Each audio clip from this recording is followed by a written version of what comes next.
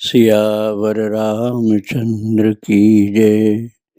श्री रामानंद भगवान की जय।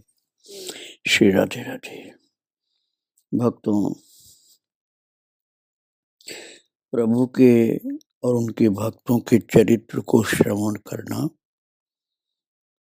अपने आत्मा की सेवा करना है। शरीर की सेवा तो आप दिन रात करते ही रहते हैं। अपने शरीर की सेवा में तो हर व्यक्ति लगा रहता है, हर प्राणी लगा रहता है, लेकिन आत्मा की सेवा है भक्त भगवंत चरित्र श्रवण करना। ये एक बहुत अच्छी, बहुत पौष्टिक और बहुत निर्दोष खुराक है आत्मा की। और यदि यही कार्य किसी दूसरे के लिए भी हम कर सकें, अर्थात भक्त भगवंत चरित्र स्वयं तो सुने ही, दूसरों को भी सुनवा सकें, तो अपने खुद सुनते हैं तो आत्मा की सेवा है, और दूसरे को भी सुनवाते हैं तो ये परमात्मा की सेवा है। ये परमात्मा का कार्य है जो आप कर रहे हैं, इसलिए परमात्मा की सेवा हो रही। ऐसे व्यक्ति की जो सेवा करता है उसके साथ भागवत पार्षद क्या व्यवहार करते हैं, कल मैं आपको ये बतला रहा था। गोस्वामी तुलसीदास जी के गुरुदेव श्री नरहरयानंद जी महाराज चित्रकूट में भगवान शंकर जी के द्वारा निर्देशित होकर के हरिपुर गए हैं, जहाँ श्री वाल्मीकि जी के अवतार तुलसीदास जी एक बालक के रूप में, राम बोला नामक बालक के रूप में है। अनाथ बालक, कोई भी नहीं, माता नहीं, पिता नहीं, घर परिवार का कोई व्यक्ति नहीं, खाने तक का इंतजाम नहीं। 5 वर्ष तक बच्चे ने बड़ा कष्ट पाया था। उसके बाद 2 वर्ष तक माता अन्नपूर्णा ने खिलाया था, और जब भेद खुल गया कि ये माता अन्नपूर्णा 2 साल से खिला रही, तो लोग इंतजार करने लगे कि माता अन्नपूर्णा आवे तो हम लोग भी खूब वरदान मांगे, तो फिर माता नहीं आई,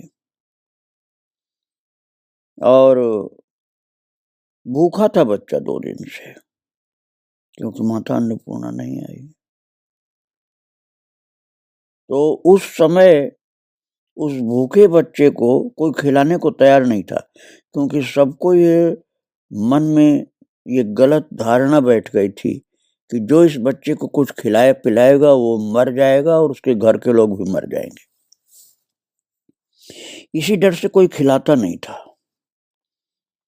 और भक्तों, एक माता ने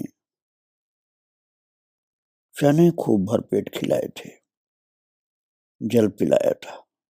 घर के लोग बड़े नाराज हुए थे कि ये क्या कर रही है, नष्ट हो जाएगी, परिवार नष्ट हो जाएगा, लेकिन उसने किसी का नहीं सुनाया, किसी का सुना नहीं। खूब भरपूर चना खिलाया भुना हुआ, और जल पिलाया। जब हरिपुर में महाराज जी पहुंचे हैं, नरहरयानंद जी, और ये पता चला कि भूखे बच्चे को एक वृद्धा माता ने इस तरह से खिलाया, तो उन्होंने कहा उस भाग्यशालिनी माता की मैं पूजा करूंगा। और माता वो आई थी, वहीं बैठी थी संत दर्शन के लिए। तो महाराज जी उस महान कार्य के लिए उसको इतना गौरव प्रदान करने लगे कि एक केला का पत्ता बिछाकर उस पर बैठाए, वृद्धा को प्रणाम किया, अपनी झोली निकाली, पूजा की सामग्री निकाली, और विधिवत पूजन करना शुरू किया उस माता का कि तुमने एक ऐसे महान ऋषि का पेट भरा है जो बुभुक्षा से काल कवलित होने जा रहा था। तो महाराज उस बुढ़िया माई के चरणों पर सनकादि के अवतार श्री नारायणानंद जी अपने मस्तक रख दिए और चरण उसका धोने लगे। तब माता रोने लगी और कहने लगी, महाराज महाराज, मैं कोई बहुत महान स्त्री नहीं हूं, आप तो संत हैं, आप मेरा चरण नहीं धोइए। रोक लिया उस माता ने। उस माता के अंदर अहंकार बिल्कुल नहीं था, जबकि बहुत धर्मात्मा थी। दुखी गरीब की सेवा करती थी, भले घर के लोग नाराज हों। उस माता ने कहा, सब लोग मुझसे खुनसाया करते हैं, चिढ़ाया करते हैं, मुझसे कोई सीधे मुंह बात भी नहीं करता, मेरे समान कौन तुच्छ प्राणी होगा। आप मुझे इतना गौरव मत प्रदान करिए, आप केवल आशीर्वाद दीजिए कि जल्दी प्रारब्ध पूरा हो और शरीर छूटे। उल्टा सीधा लोग बोलते रहते हैं, पागल बताते हैं, और आप मेरी पूजा कर रहे हैं। तब श्री नारायणानंद जी ने कहा, माता जी, तुम्हारे समान कोई पुण्यात्मा जीव नहीं मुझे दिख रहा, तुम धन्य हो, परलोक में तुमको बहुत सुख दिया जाएगा, जीती रहो, राम भजन करो, अब तुमको कोई नहीं सताएगा, और जो सताएगा वो दंड पाएगा। महाराज दूसरे दिन ग्रामवासियों से विदा होकर के बालक राम बोला को लेकर के अपने साथ स्वामी नारायणानंद जी महाराज अयोध्या की ओर प्रस्थान किए। 1.5 कोस से अधिक नहीं चलते थे, बच्चा थक जाएगा इसलिए ज्यादा नहीं चलते थे। जहां टिकते थे संध्या समय, वहां श्रीमद् वाल्मीकि रामायण अथवा भागवत सुनाते थे। बड़े सवेरे रसोई करते, स्वयं तो दूध ही पीते थे, परंतु राम बोला को 3-4 बार भोजन कराते थे। कुछ दिनों तक तो इसी क्रम से चलते रहे। जब देखा कि ऐसे तो हम बहुत दिन में पहुंचेंगे अयोध्या जी, तो राम बोला को कंधे पर चढ़ाया और योग बल से क्षण भर में प्रयाग पहुंचे। वहां त्रिवेणी स्नान करके दूसरे क्षण अयोध्या जी पहुंच गए बच्चे के साथ। और सरयू तट पर एक वृद्ध ब्राह्मण मिला, उसके साथ उसकी धर्मपत्नी जो वृद्धा ब्राह्मणी थी वो भी थी। तो स्वामी जी अर्थात नारायणानंद जी महाराज को प्रणाम करके वो ब्राह्मण और ब्राह्मणी बहुत प्रसन्न होकर के बोले कि महाराज जी, आप महान पुरुष हैं, आपका दर्शन हमें मिला। मैं किसी कुलीन अयोध्यावासी ब्राह्मण का जन्म प्राप्त किया हूं, जिसको लोग कुलीन कहते हैं, अर्थात अच्छे कुल का कहते हैं। मुझे तो नहीं पता कि मेरा कोई पुण्य है, लेकिन पंडित कहलाता हूँ, कुलीन कहलाता हूँ। बहुत लोगों को कर्मकांड कराया, पढ़ाया, धन वैभव भी भगवान ने बहुत दिया, किंतु संतानहीन हूँ महाराज। कोई पाप रहे होंगे कि संतान मुझे कोई नहीं प्राप्त हुई, निसंतान हूँ। और बहुत दिनों से चाहता हूँ कि किसी बरुआ को गोद लेकर उसका उपनयन संस्कार कराऊं।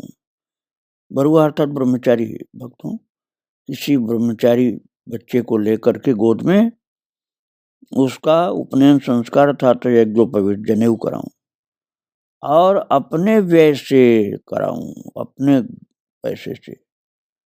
परंतु गरीब से गरीब ब्राह्मण भी मुझे संतानहीन जान करके ऐसा करने से इनकार कर दिया। लोग कहते हैं तुम संतानहीन हो, तुम कोई अच्छे व्यक्ति नहीं हो, तुम्हारे पैसे से हम नहीं करवाएंगे। और आज देखता हूं वो विप्र दंपति कह रहे थे, सनकादि मुनि के अवतार श्री नरहरयानंद जी महाराज से कह रहे थे कि आज हम देख रहे हैं कि आपके साथ एक बड़ा सुंदर बालक है और 7-8 वर्ष का ये बालक इतना तेजस्वी हमें लग रहा है कि ऐसा लगता है कि बालक कोई अवतारी पुरुष है और आप गृहस्थियों के माया मोह राग द्वेष से रहित हैं, इसलिए आज्ञा हो तो शुभ मुहूर्त पर धूमधाम से इस बालक का उपनयन संस्कार कराऊं। आप मुझे आदेश करिए, मैं अपना पैसा खर्च करूंगा। ब्राह्मण की प्रार्थना सुनकर भगवत कृपा का स्मरण करके महान त्यागी नरहरयानंद जी, जिनके पास एक भी पैसा नहीं था, उनके नेत्रों में प्रेम के आंसू डबडबाए और अपने अंगूछे से, जिसको साधु लोग साफी बोलते हैं, अपनी साफी से अपने आंखों के आंसू पोंछा, क्योंकि नरहरयानंद जी सोच रहे थे कि भगवान शिव ने मुझे आदेश किया था कि इस बालक का मैं यज्ञ पवित्र कराऊं, किंतु मेरे पास तो एक फूटी कौड़ी भी नहीं। तो महाराज जी नरहरयानंद जी बोले, पंडित जी ये बालक आप ही का है, सहर्ष इसका उपनयन संस्कार सैकड़ों उमंगों के साथ संपन्न कीजिए। महाराज एक मंडप सरयू तट पर बनवाइए। पंडित जी को आदेश किया नरहरयानंद जी ने, यज्ञ मंडप यज्ञोपवीत के लिए बनवाइए। जैसे महर्षि वशिष्ठ ने चक्रवर्ती कुमारों का उपनयन संस्कार विधि पूर्वक प्रेम पूरित हृदय से किया था, उसी प्रकार आप अपना धन इस महान बच्चे के यज्ञोपवीत के लिए अर्पण कर दीजिए। आप भाग्यशाली हैं जो सेवा आपको मिल रही है। आप भी तो वशिष्ठ गोत्री ब्राह्मण हैं, अपने जन्म को सुफल कीजिए। महाराज 5 वर्षों में आशीर्वाद दे रहे हैं महाराज जी कि 5 वर्षों में माता जी को 2 पुत्र प्राप्त हो जाएंगे और जो निसंतान होने के कारण आपका अनादर लोग करते हैं, वो अनादर होना बंद हो जाएगा। आप 2 पुत्रों के पिता हो जाएंगे, तब आपको कोई निसंतानी नहीं कहेगा। महाराज सनकादि मुनि के अवतार थे नरहरयानंद जी, इनकी वाणी कहाँ असत्य होने वाली थी। स्वामी जी की गंभीर वाणी सुनकर विप्र दंपति गदगद हो गए। सरयू स्नान करके अपने घर गए। शुभ मुहूर्त में बड़े समारोह से पंडित जी ने सुविशाल मंडप बनवाया, जिसमें 40-50 वैदिक विद्वान आनंद पूर्वक बैठकर यज्ञ कार्य कर सकते थे। उस समय दक्षिणी भट्टपुरी में नहीं बसे थे, केवल एक मंदिर में पुजारी थे। इनको भी पंडित जी ने निमंत्रित करके बुलाया था। कोई जप करता, कोई सस्वर वेद ध्वनि करता। मंडप के बाहर कुछ ब्राह्मण बैठे थे, जो लोग जोर जोर से सीताराम जय सीताराम, सीताराम जय सीताराम गा रहे थे। मंत्रोच्चारण वाले पंडित लोग अलग थे, सीताराम नाम धुन वाले अलग पंडित लोग थे। उदार पंडित जी ने उदारता पूर्वक सबको आश्रय दिया था, सबको भरपूर दक्षिणा दिया था उन्होंने। मंडप के बीच में हरित कदली स्तंभ के आम्र पल्लव से मंडित कलश के पास पीत वस्त्र धारण किए हुए यजमान दंपत्ति राम बोला को दक्षिण भाग में बैठाए हुए पीली पीढ़ी पर सजे हुए कुशासन पर आसीन थे और न अति दूर न अति निकट एक शामियाना भी तना हुआ था और उसमें दरी के फर्श पर कालीन बिछी हुई थी। मसनद और तकिया पर महाराज वहां के धनवान लोग भी आकर के उस दृश्य का दर्शन करने के लिए विराजमान हो गए थे। गन्ना का रस, बहुत ज़्यादा दूध और मेवे ये सब रखे गए थे। अब भक्तों, आप विचार करिए कि भगवान की क्या अद्भुत लीला है कि अनाथ बच्चा, जिसके कुल खानदान का भी कोई नहीं था, उसके यज्ञोपवीत में इतना धन संपदा भगवान ने इकट्ठी कर दी और बहुतायत से नियम पूर्वक पहुंचाते रहे, ले आते रहे लोग। पता नहीं कहां से सेठ लोग लग गए। अपार धन संपत्ति और खान पान की सामग्रियों का ढेर। उसी समय दूसरे सामियाने में, जिसके चारों ओर कनात कसी हुई थी, उसमें महिलाएं बैठी हुई थी, जनेऊ के गीत गाने लगी। इस प्रकार से यज्ञोत्सव संपूर्ण विधि विधान के साथ बड़े समारोह से 8 दिन चला था। गायत्री का उपदेश हुआ। नवनीत बालक उपनीत होकर के, जो एक प्यारा सा बच्चा था ना, यही राम बोला, जैसे साक्षात भगवान ही प्रकट हुए हों। नवनीत को चुराने वाले कन्हैया ही जैसे हों। उपनीत होकर के मंत्र की व्याहृत सहित शुद्ध उच्चारण करके सब पंडितों को चकित कर दिया। बालक ने छोटे बड़े सभी लोगों को प्रणाम किया। सबने गदगद होकर आशीर्वाद दिया। और तब स्वामी जी ने राम बोला को सभी वैष्णवी दीक्षा दी। अर्थात यज्ञोपवीत के बाद महाराज नरहरि आनंद ने 12 ऊर्ध्वपुंड तिलक लगाया, भुजाओं को तप्त मुद्रा धनुर्बाण से अंकित किया और पश्चात मंत्र दीक्षा के बाद जो वैराग्य युक्त विरक्त संत को दीक्षा दी जाती, वो दीक्षा दिया है। और चित्रकूट में निज स्थान में जहाँ महाराज जी रहते थे, नरहरि आनंद जी, वहाँ का वर्णन मैंने आपको सुनाया था कि वहाँ पर तुलसी वनिका में उन्होंने जो तुलसी की सेवा की थी, उसको याद करते हुए इस बालक का नाम रख दिया तुलसीदास। और इसके बाद सुंदर राम नामांकित 2 लड़की तुलसी की कंठी गले में पहनाया और जो मंत्र राज कान में दिया था, दाहिने कान में, बहुत प्यार से वो बालक अब संत तुलसीदास होकर के जप करने लगे। तुलसीदास नाम प्रसिद्ध हो गया। दूसरे दिन बिना किसी को जनाए अपने सुशिष्य को लिए योग बल से क्षण मात्र में वाराह क्षेत्र में पहुंच गए महाराज नरहरि आनंद जी। वहां के लोग अभी तो आंखें मीचे थे, अर्थात सो रहे थे। थोड़ी दूर पर ऊंचा आसन देख करके स्वामी जी ने पर्णकुटी बना ली और जब लोगों ने देखा कि ये तो महान संत हैं, तो कुछ लोगों ने मदद भी किया और महाराज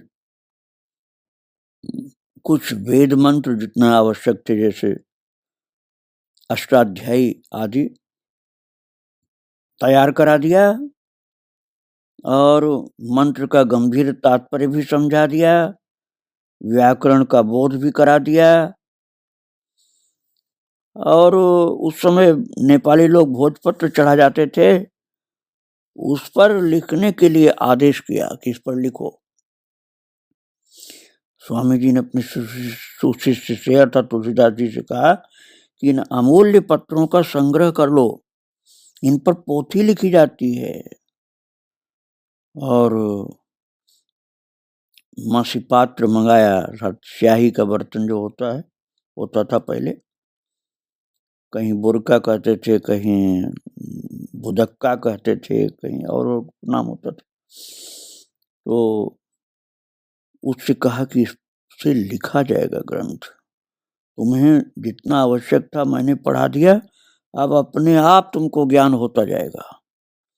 और गुरु की आज्ञा से सुशिष्य जी लेखन कार्य में संलग्न हो गए। थोड़े ही दिनों में बड़े सुलेखक हो गए और जीवन पर्यंत प्रतिदिन कुछ न कुछ अवश्य लिखते ही रहते थे, चाहे भ्रमण में रहें चाहे अपने स्थान में हो। अब वे एक अच्छे लेखक, अच्छे पंडित हो गए तुलसीदास जी। और तब स्वामी जी ने कथा वार्ता आरंभ की और जो रामचरित की कथा भगवान शिव ने प्रदान की थी नरहरियानंद जी महाराज को, वही अब तुलसीदास को सुनाना शुरू कर दिए। तुलसीदास जी ने रामचरित मानस में लिखा है ना, पुण्य मैं निज गुरु सन सुनी कथा सो सूकर खेत, समझी नहीं तसे बालपन तब अति रहे अचेत, तदप कही गुरु 12 समुझ परी कछु मति अनुसारा, भाषा बद्ध कर हम सोई। उन्होंने इस बात को स्मरण कराया, सबके सम्मुख स्वीकार किया कि मेरे गुरुदेव नरहरियानंद जी महाराज ने रामचरित मुझे दिया था। तुलसीदास जी आर्य काव्यों की वाणी तो सरलता से समझ जाते थे, परंतु मुख्य विषय रामचरितमानस की वार्ता को भूल जाते थे। इसलिए उन्होंने कहा है कि समुझ परी कछु मति अनुसारा, और तदप कहीं गुरु 12 गुरुदेव ने बार बार मुझे सुनाया, समझा करके मुझे कंठस्थ कराया। तुलसीदास जी को गुरुदेव ने कंठस्थ करा दिया पूरी राम कथा। 5 वर्ष तक ये कार्य किया था। 5 वर्ष तक लगातार महाराज तुलसीदास जी को गुरुदेव राम कथा सुनाते रहे।